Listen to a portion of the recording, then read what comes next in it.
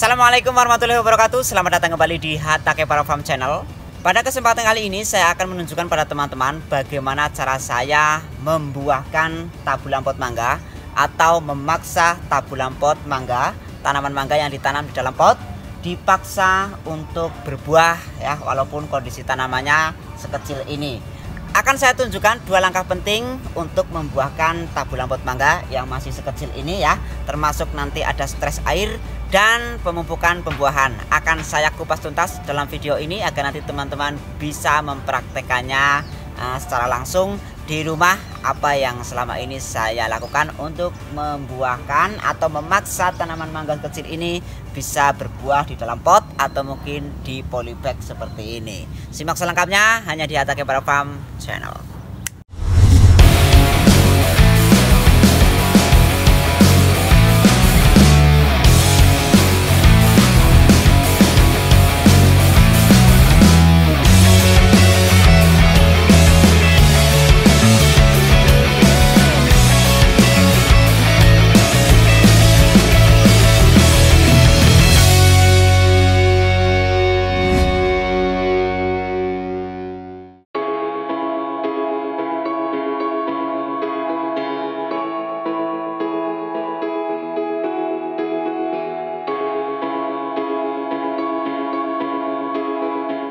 Sebelum melakukan treatment pembuahan pada tanaman mangga seperti yang ada di samping saya ini, ada beberapa syarat penting yang harus terpenuhi pada tanaman itu sendiri agar nanti mudah untuk dibuahkan.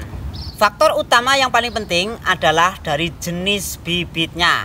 Ya, maksudnya dalam pembuatan bibitnya. Untuk tanaman di samping saya ini adalah tanaman dari sambung susu yang saya lakukan sekitar 1 tahun yang lalu.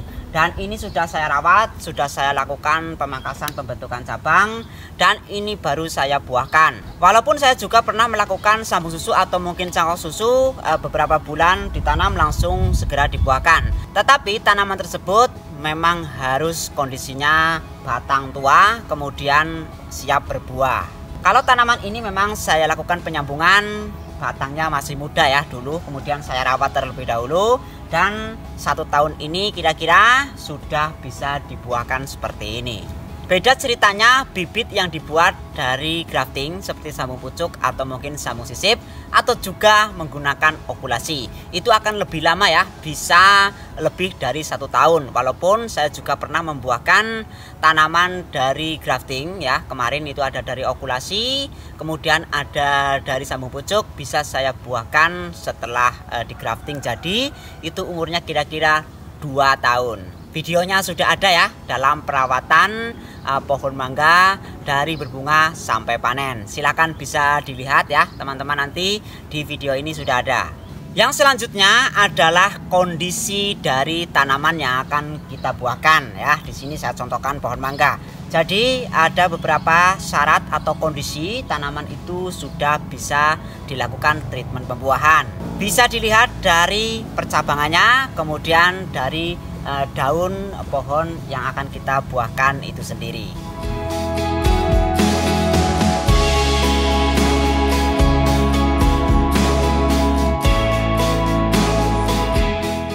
Ini merupakan syarat ya yang selanjutnya agar tanaman yang akan kita lakukan treatment pembuahan itu bisa berhasil ya. Bisa dilihat dari daun ya, ini daunnya sudah tua, kemudian cabangnya ya yang nanti akan kita upayakan untuk mengeluarkan bunga itu adalah yang sudah tua. Kalau cabang tanaman mangga kita itu masih muda, itu jangan dulu dilakukan treatment pembuahan, tunggu ya tua dulu, kemudian tunggu daunnya itu tua juga ya. Jadi nanti ini syarat-syaratnya penting. Biasanya teman-teman ada cabang mangga yang masih muda, masih baru terubus, kemudian dilakukan stres air nanti ya, karena ini berkaitan juga nanti treatmentnya itu ada yang namanya stres air.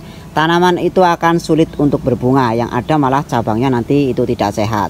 Usahakan tanaman itu harus yang tua cabangnya.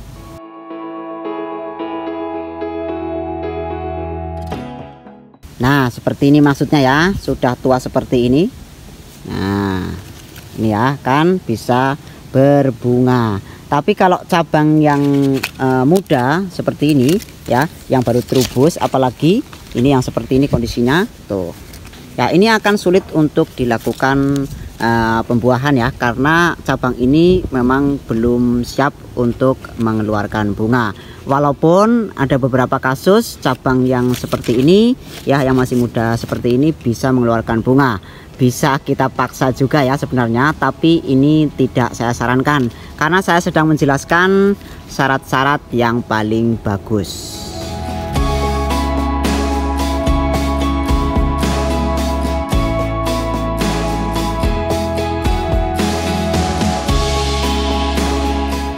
Ini saya contohkan ya. Ini adalah cabang yang masih muda seperti ini. Tuh bisa dilihat. Ini belum boleh dilakukan treatment pembuahan, bos. Ini akan sulit untuk berbuah. Yang seperti ini nih kan masih muda tuh ya. Oke. Biar bisa paham ini teman-teman ya. Jadi jangan asal melakukan treatment pembuahan tanpa melihat tanaman yang akan kita buahkan itu sendiri. Saya ulangi ya, yang pertama syaratnya itu adalah dari teknik pembibitannya. Kemudian yang kedua kita lihat dari kondisi tanaman itu sendiri, mulai dari cabang dan daunnya. Kemudian yang selanjutnya adalah tanaman itu tidak sedang dalam kondisi terubus. Nah, kalau sudah dalam kondisi terubus, baru terubus ini masih memasuki masa vegetatif. Ini akan lebih sulit lagi untuk dilakukan treatment pembuahan. Karena kemarin ada teman-teman yang melakukan treatment pembuahan pada tanaman yang cabangnya masih sangat muda, kemudian dilakukan stres air dan lain sebagainya, malah tanaman itu berujung pada layu ya. Kesimpulannya itu tergantung dari bibit, kemudian tergantung juga dari kondisi tanaman itu sendiri. Kalau tanaman yang ingin cepat untuk berbuah, ya lakukan pembuatan bibit dari sambung susu atau mungkin cangkok susu. Jika beberapa syarat penting tadi sudah terpenuhi, yang selanjutnya adalah masuk ke tahap melakukan treatment pembuahan. Sebelumnya saya akan cerita dulu sama teman-teman sedikit ya. Kalau teman-teman bisa memperhatikan pohon mangga yang sudah besar di lingkungan kita, mungkin di tempat teman-teman juga ada ya, bisa diperhatikan bahwasanya tanaman mangga ya, hampir semua jenis mangga atau mungkin durian juga seperti itu ya, berbunga atau berbuah itu saat musim kemarau. Kenapa bisa seperti itu? Karena di musim kemarau itu tanaman kekurangan air. Kemudian yang kedua, intensitas cahaya matahari itu sangat penuh ya dibandingkan pada musim hujan. Itu yang akan mengakibatkan tanaman itu kekurangan air, kemudian nanti bisa ujung-ujungnya tanaman itu sendiri itu bisa stres. Inilah yang memancing tanaman itu memasuki masa generatif.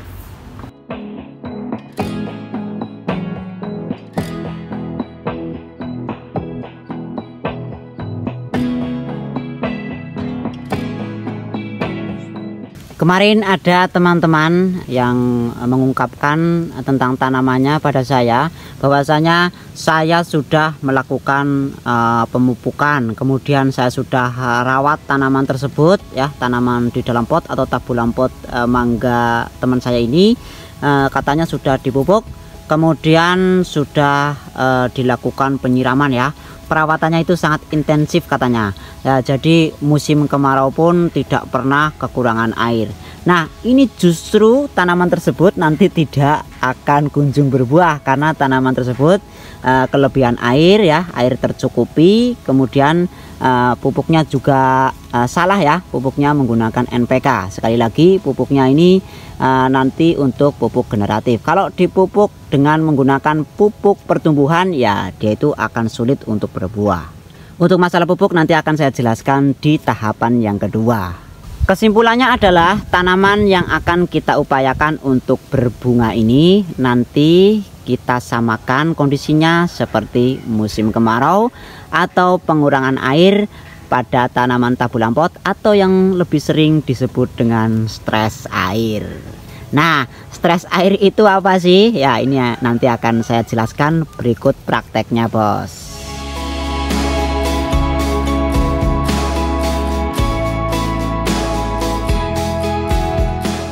Langkah pertama yang akan saya lakukan untuk membuahkan tanaman buah di dalam pot, yang pertama adalah stress air. Stress air ini saya lakukan hanya untuk membuahkan tanaman yang ditanam di dalam pot. Untuk tanaman mangga yang ditanam di tempat terbuka, ya stress airnya itu di musim kemarau ya, dengan sendirinya kekurangan air, kemudian nanti intensitas cahaya matahari penuh ya. Jadi merangsang tanaman buah itu memasuki masa generatif. Ada yang tanya, apakah tanaman buah di dalam pot atau tabulan pot ini bisa dibuahkan di luar musim? Jawabannya adalah bisa, tentunya dengan jalan stress air, dan ini sudah sering saya lakukan. Kemudian ada pertanyaan ini yang sering sekali salah paham teman-teman ya. Berapa bulan bisa dilakukan stress air ya? Biasanya tanaman itu nanti bisa stress air dalam waktu berapa bulan atau berapa minggu. Nah, ini akan saya jelaskan biar teman-teman ini tidak salah paham.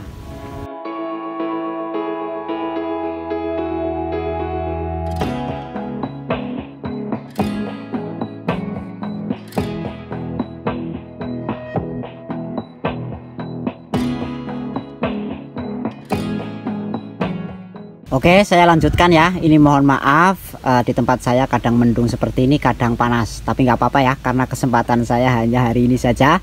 Akan saya paksakan untuk membuat video. Mungkin nanti untuk tampilan di videonya kurang begitu bagus karena saya berpindah-pindah.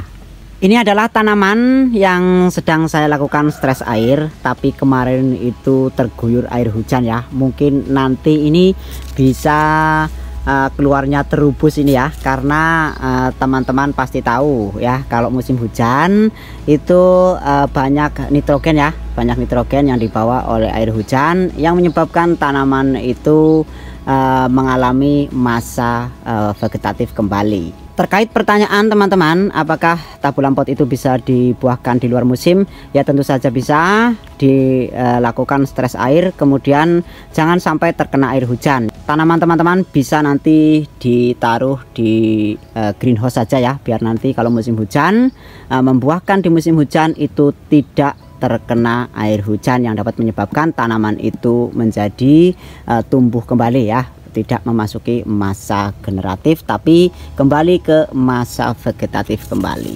Wah, ini panas lagi, Bos. Stress air itu apa? Stress air itu mengurangi kuantitas atau banyaknya air yang disiramkan, kemudian intensitas atau interval waktu penyiraman. Jadi teman-teman kalau ada yang tanya berapa bulan ya dilakukan stress air, itu kadang-kadang ada yang salah paham ya. Biasanya 1 bulan saya bilang stress air itu tidak disiram selama 1 bulan. Jadi seperti ini agar nanti teman-teman tidak salah paham. Misalkan tanaman yang ditanam di dalam pot ini biasa kita siram setiap hari menggunakan air 5 liter. Nah, ini kita rubah ya. Jadi tidak setiap hari, tapi dilakukan itu bisa 4 sampai 5 hari baru disiram, dan disiramnya itu tidak 5 liter tapi bisa dikurangi menjadi 1 liter. Nah, perlakuan ini dilakukan secara terus-menerus, bisa dalam waktu lebih dari 1 bulan tergantung kondisi teman-teman. Jangan sampai salah paham, nanti kalau 1 bulan gak disiram, tanaman itu bukan stres lagi tapi bisa menjadi gila ya. Kemudian untuk tabulan pot yang sudah berhasil dilakukan stress air atau stress air itu sudah berhasil, ditandai dengan apa? Ditandai dengan gugurnya beberapa daun ya, seperti ini menguning, kemudian dia itu gugur. Ini bisa memakan waktu 2 atau 1 bulan ya. Jadi teman-teman ini nanti lakukan seperti apa yang tadi saya jelaskan. Misalkan ini biasa disiram dengan menggunakan air 5 liter setiap hari, ya siram saja dengan air 1 liter selama 4 sampai 5 hari. Ini tanaman sudah 4 hari saya tidak melakukan penyiraman, kondisi tanah itu kering seperti ini. Ini sudah mulai stres. Tetapi kondisi seperti ini belum tercapai ya. Nanti nunggu ada beberapa daun lagi yang menguning, kemudian gugur. Nah, ini bisa dilihat ya, sudah tidak disiram selama 4 atau 5 hari nih kayaknya ini. Ini kondisinya seperti ini ya, daun agak layu seperti ini. Ya biarkan saja, tapi jangan 1 bulan tidak disiram ya. Nanti kalau 1 bulan tidak disiram dengan pot ukuran segini, nanti ini ya, mata tunasnya akan rusak atau mati ya, malah nanti akan sulit untuk berbuah. Ini ya, akan saya contohkan untuk penyiraman. Biasa saya siram 5 liter, ini saya akan siram menggunakan air 1 liter saja.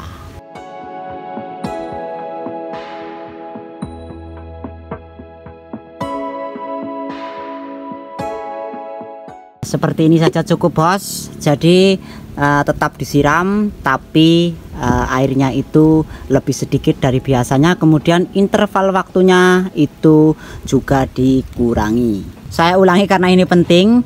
Jadi bukan 1 bulan atau 2 bulan tidak disiram, tetapi prosesnya itu memakan waktu lebih dari 1 bulan, tergantung kondisi tempat teman-teman. Kalau panas ya biasanya akan lebih cepat, tapi kalau musim hujan kita akan membuahkan tanaman di musim hujan itu biasanya akan lebih lama karena intensitas cahaya matahari itu berkurang.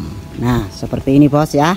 Ini memang kayaknya sudah tidak berhasil ya stres airnya, karena kemarin sudah diguyur hujan beberapa hari dan ini sudah mulai tidak hujan kembali, tapi sudah mulai mendung, kayaknya akan hujan kembali. Jadi nanti teman-teman kalau mau melakukan stres air itu jangan sampai terkena air hujan. Ini saya sebagai contoh saja ya, menyiramnya di siang hari itu nggak masalah. Teman-teman jangan biasakan menyiram terlalu sering di siang bolong seperti ini, nanti nggak bagus untuk tanaman. Tapi kalau cuma 1 kali 2 kali nggak masalah. Jika langkah stres air ini sudah tercapai, maka kita lanjut di tahapan yang kedua.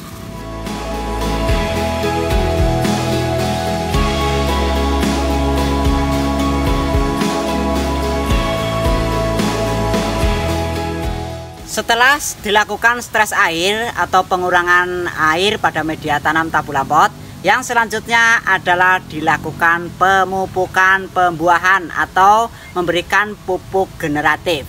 Untuk pupuk generatif ini yang penting adalah pupuk yang tinggi fosfor dan kalium. Biasa untuk sintetis itu saya gunakan MKP, atau bisa juga saya gunakan campuran antara MKP dan KNO3. Kemudian untuk organik, saya biasa juga menggunakan pupuk organik yang sudah saya buat sendiri ya.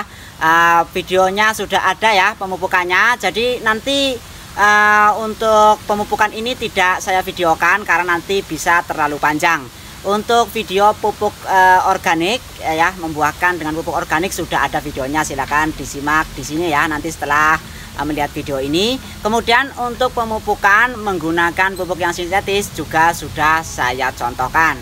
Nah untuk selanjutnya, jika tanaman yang sudah kita stres air dan dilakukan pemupukan generatif, tapi yang muncul nanti adalah terubus. Nah ini saya ada jurus pamungkasnya bos, ada cara terakhir yang saya lakukan agar tanaman ini nanti bisa mengeluarkan bunga, atau lebih tepatnya saya biasa melakukan potes daun untuk memaksa cabang mangga itu yang tadinya keluar terubus menjadi keluarnya bunga. Seperti tanaman yang tadi saya videokan di awal itu adalah dulunya sebenarnya keluarnya terubus kemudian bisa berbunga seperti yang tadi ya dicontohkan. Ini maksudnya ya, tanaman ini saat melakukan stres air kemarin itu terguyur air hujan beberapa hari, makanya dia itu terubus. Dan ini saya lakukan potes daun di terubusannya. Untuk potes daun ini sudah sering sekali saya tutorialkan pada teman-teman ya, dan ini jangan sampai salah paham. Videonya ada di sini ya, nanti teman-teman bisa cek secara langsung ya tekniknya itu seperti apa.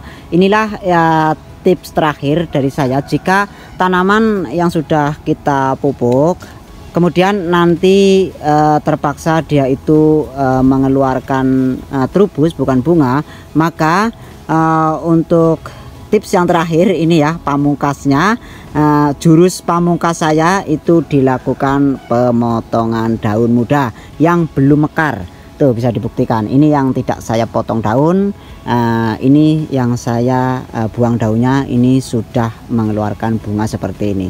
Syaratnya adalah sudah dilakukan pemupukan pembuahan, atau mungkin nanti lebih jelasnya bisa disimak di video ini ya, caranya untuk memaksa tanaman mangga agar nanti keluar bunga dengan cara membuang daun yang masih muda, agar nanti tidak salah paham. Untuk tanaman ini sering sekali sudah saya videokan ya, sudah praktek, ini dibuang untuk daun mudanya, kemudian ini berbunga. Videonya sudah sering saya tutorialkan atau sering saya tunjukkan di Facebook Hatta Kepara Farm.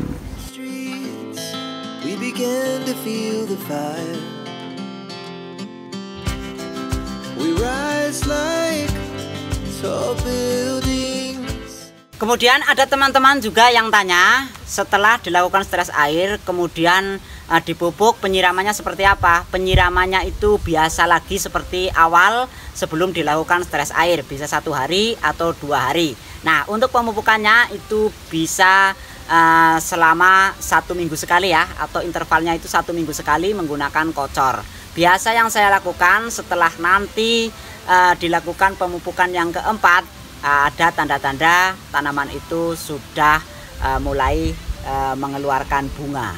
Kemudian setelah tanaman itu nanti berhasil mengeluarkan bunga, hentikan semua pemupukan. Ini baiknya saja yang saya lakukan daripada nanti teman-teman salah memberikan pupuk yang berakibat pada kerontokan bakal buah atau nanti bunganya bisa mengalami kerontokan. Kemudian kapan dilakukan pemupukan kembali untuk melakukan pemupukan pembesaran buah? Pemupukan pembesaran buah dilakukan jika sudah muncul bakal buah ya, nanti di bunga yang muncul setelah dilakukan pemupukan pembuahan. Video untuk perawatan serta pemupukan pembesaran buah itu sudah saya videokan sendiri ya. Nanti teman-teman bisa melihat dalam video ini. Sudah lengkap dari berbunga sampai panen. Teknik ini saya gunakan sekali lagi untuk tanaman yang ditanam di dalam pot, baik jambu air, mangga, atau mungkin alpukat, bahkan tanaman lain ya seperti jeruk atau mungkin tanaman kelengkeng yang saya tanam di dalam pot. Jika teman-teman mempunyai tanaman mangga atau mungkin tanaman lain yang ditanam di lahan terbuka, ya tentu saja stres airnya itu dilakukan pada musim kemarau ya, stres dengan sendirinya. Dengan intensitas cahaya matahari dan tanaman itu kekurangan air, merangsang tanaman itu nanti akan berubah dari masa vegetatif ke masa generatif. Oke ya, itu adalah tips yang saya lakukan dalam saya melakukan pembuahan pada tabu lampot mangga, khususnya tabu lampot jambu air, kemudian tabu lampot alpukat. Nanti mungkin bisa berbeda dari teman-teman yang lain, dan itu biasa saja ya, jangan menjadi suatu permasalahan. Ini sebenarnya adalah suatu keuntungan bagi teman-teman, bukan suatu perbedaan yang harus dibahas atau mungkin dipermasalahkan. Nanti teman-teman jadi punya banyak cara ya, bisa mengikuti cara saya dalam melakukan pembuahan pada tabu lampot, atau mungkin menggunakan cara yang lain. Oke, seperti itu saja. Mudah-mudahan ini bermanfaat. Mohon maaf jika banyak kesalahan dalam menjelaskan dan mempraktekkan. Video saya akhiri, jangan lupa berkreasi. Wassalamualaikum warahmatullahi wabarakatuh.